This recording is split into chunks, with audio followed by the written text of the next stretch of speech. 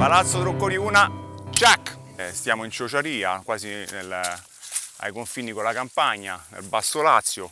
Io ho iniziato questa esperienza nel 2007, quando tra l'altro non ero neanche un bevitore di vino, comprando questo appartamento al centro storico del mio paese, ad Arci appunto, anche se la mia famiglia è di Tramonti, in questa contrada particolare, insomma, in cui sono circa 400 anni che stiamo qua. Ho ripiantato le antiche varietà autoctone che una volta popolavano l'alta medievale del Liri.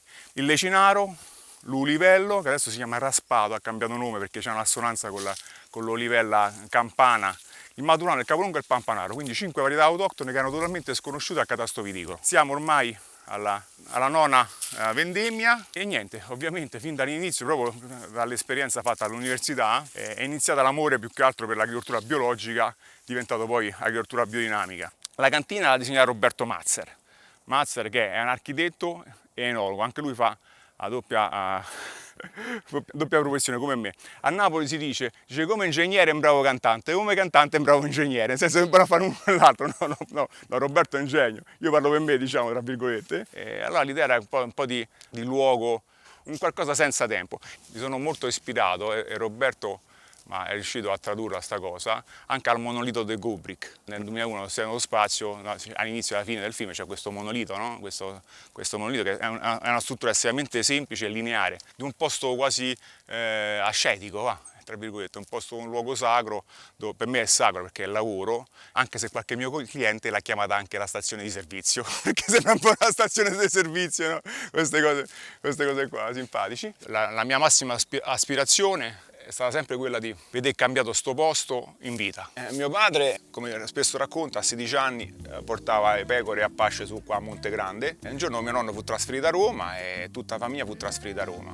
Mio padre andò a Roma, iniziò a fare il ragazzetto per un ascensorista, no?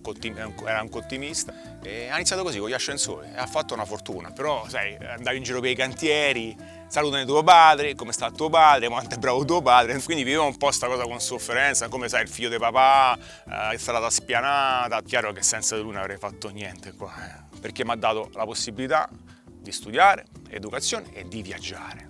Io ho viaggiato tanto nella vita, tantissimo, e paradossalmente come a gioco dell'oca sono ritornato alla partenza, cioè io qua voglio stare, ma perché io all'estero ci sono stato, ho visto all'estero, io qua voglio stare a Arci, voglio stare anche a Arci, a Tramonti. Voglio stare a Tramonti.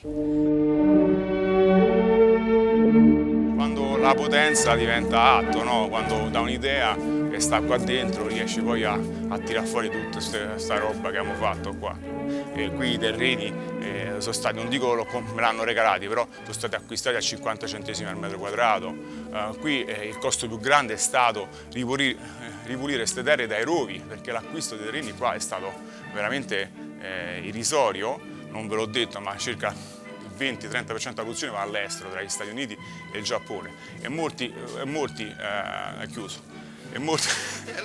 Io non so se tu lo sai, non so, potrebbe essere il titolo di un film, ho fatto pure un reality io qua. Il contadino cerca moglie, la seconda edizione. Per questo sono molto, diciamo, tra virgolette, sono più o meno avvezzo a ste robe, ma non facciamo manco il vino, hai capito? Ancora sta tutto finto qua. Poi stasera noi smontiamo tutto qua e domani ci mettiamo su un parco giochi, capito? A vicino.